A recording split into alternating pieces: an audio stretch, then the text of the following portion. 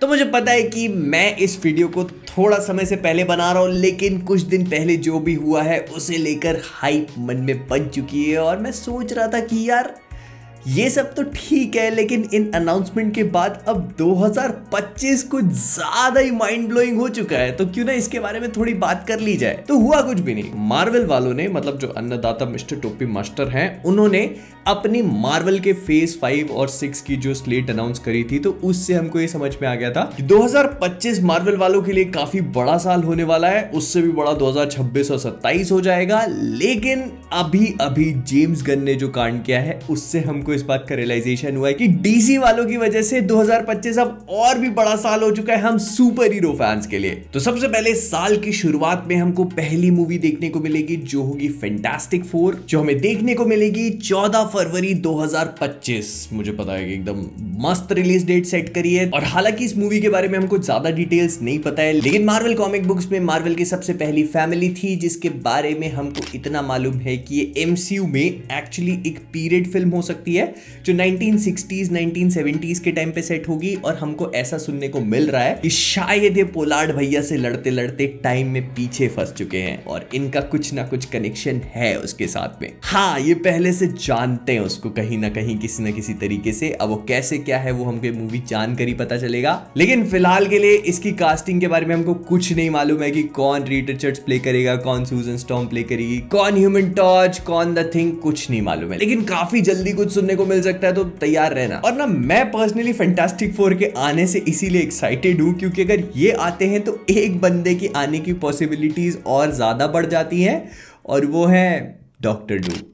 भाई वो बंदा एक अलग नशा है। मतलब जो लोग डॉक्टर डूम के बारे में जानते हैं ना, उनको पता है कि वो बंदा क्या ग्रेविटी को पोजेस करता है। उसको लेकर मार्वल वाले एक पूरी की पूरी सागा बना सकते हैं, डूम सागा। सोच के देखो, मतलब सुनने में मजा आएगा। लेकिन इससे भी ऊपर फैंटास्टिक फोर के आने से और भी कई सारी चीजें ओपन अप हो जाती हैं, जैसे multiverse, time travel. I know कि मार्वल वाले वो काम ऑलरेडी अपने यूनिवर्स में कर रहे हैं, लेकिन फिर भी फैंटास्टिक फोर के आने से वो चीजें बिलीवेबल सी लगने लगती हैं क्योंकि वो लोग ऑलरेडी साई-फाई चीजों पे ज्यादा काम करते हैं अपनी कहानियों में। फिर इसके बाद आती है जुलाई में सुपरमैन लेगेसी, जो हाल ही में जेम्स गन ने अनाउंस करी थी। तो सुपरमैन लेगेसी को लेकर मैं पर्सनली एक्साइटेड हूं क्योंकि ये डीसीयू में मतलब डीसीयू के चैप्टर 1 को ओपन करने वाली मूवी होगी। और इसकी कास्टिंग को लेकर अभी कोई भी न्यूज नहीं है। जेम्स गन ने हमको जो पूरी की पूरी चैप्टर 1 की स्लेट दिखाई उसमें कुछ भी नहीं था। कास्टिंग को लेकर देयर वाज नथिंग। इस मूवी को लेकर उन्होंने बस यही कहा कि वो इसको खुद लिख रहे हैं। और क्योंकि हम लोग ऑलरेडी 2023 में हैं, 2025 में हमको मूवी देखने को मिल जाएगी, तो मतलब काफी फास्ट इस पिक्चर पे काम होगा। तो मतलब समझ रहे हो, एक ही साल में हमें एक फैंटास्टिक फोर की मूवी मिलेगी,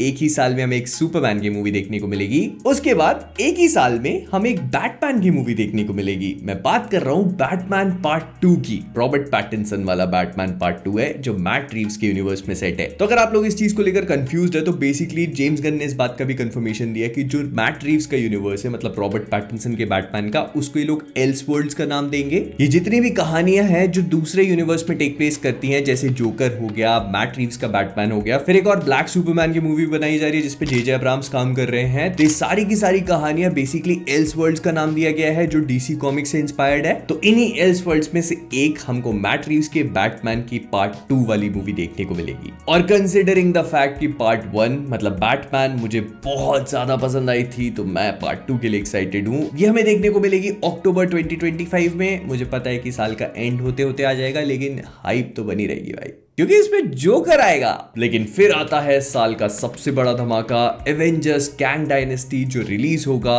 2 मई 2025, अगर डिले नहीं हुआ तो।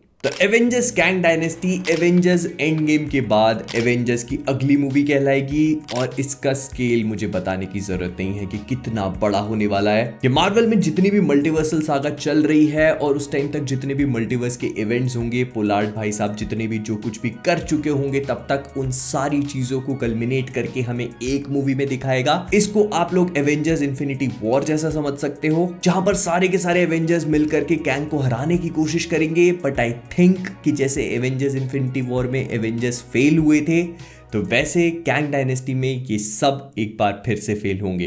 आई थिंक ये वो मूवी होगी जो हमें कैंग की पावर्स का ट्रू स्केल दिखाएगी और हमें कई सारे कैंग्स भी देखने को मिल सकते हैं, तभी शायद कैंग डायनेस्टी नाम रखा है ऑब्वियसली।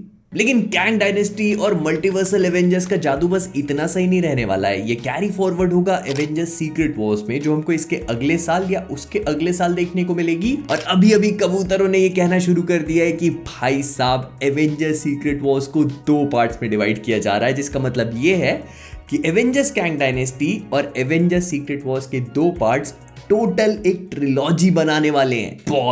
बहुत बड़े स्केल पे जा रहा है सब कुछ, बहुत बड़े स्केल पे। बट देन अगेन मैं कंप्लेंट नहीं कर रहा, मेरे को तो चाहिए, यही तो मजा दिलाती है चीजें। खैर तो मूविंग ऑन, ये वो 4 मूवीज हैं जिनके बारे में हमको कंफर्मेशन है कि ये 2025 में रिलीज होंगी, लेकिन इसका मतलब ये नहीं है कि सिर्फ यही 4 होंगी। इसके अलावा भी बहुत कुछ है जो 2025 में रिलीज हो सकता है, जैसे फॉर एग्जाम्पल स्पाइडरमैन की मूवी। हम सब लोगों ने हमारे स्पाइडरमैन को आखिरी बार जब देखा था तो वो स्पाइडरमैन नो वे होम में था, और उस मूवी को अब थोड़ा सा समय हो चला है। और ऐसा सुनने में आ रहा है कि अगली बार जब हम टॉम हॉलैंड के स्पाइडरमैन को बड़े पर्दे पे देखेंगे तो हो सकता है कि वो भी 2025 में ही हो, मतलब स्पाइडरमैन 4 भी 2025 में रिलीज हो सकती है। अब बस देखना ये है कि ये मूवी रिलीज कब होती है, क्योंकि आई एम वेरी श्योर कि मार्वल वाले चाहेंगे कि वो लोग कैंग डायनेस्टी से पहले स्पाइडरमैन की एक आध मूवी को रिलीज कर दे एटलीस्ट, ताकि जब स्पाइडरमैन कैंग डायनेस्टी में अपीयर हो तो लोगों को पता तो रहे कि एटलीस्ट हमारा दीवारों पे चिपकने वाला फ्रेंडली नेबरहुड लौंडा था कहां पर। या फिर ऐसा भी हो सकता है कि कैंग डायनेस्टी में स्पाइडरमैन अपीयर ही नहीं होगा, सीधे सीक्रेट वॉर्स में। Actually that would make perfect sense, क्योंकि कैंग डायनेस्टी में इतना सब कुछ हो जाएगा कि लोग सोचेंगे कि स्पाइडरमैन किधर है।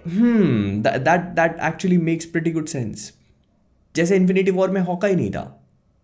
तो आई थिंक कि स्पाइडरमैन 4 2025 में ही, लेकिन कैंग डायनेस्टी के बाद रिलीज हो सकती है। तो कुल मिलाकर मैं बस इतना बताना चाह रहा था कि 2025 में जो भी मूवी आ रही है उसके लिए अपन बहुत एक्साइटेड हैं, और मेरा एक्साइटमेंट कंट्रोल नहीं होता है तो मैं आप लोगों के साथ बांट लेता हूँ। यही फायदा है अपन सुपर हीरो फैंस होने का। तो अगर आपको वीडियो पसंद आया तो लाइक कर देना, शेयर कर देना। तो जाने से पहले कॉमिक वर्स से मैं हूं मोहित, और आप सभी लोग एज ऑलवेज कीपिंग ऑसम। और हाँ, मुझे कमेंट्स बताना कि आप कौन सी मूवी के लिए सबसे ज्यादा एक्साइटेड हो।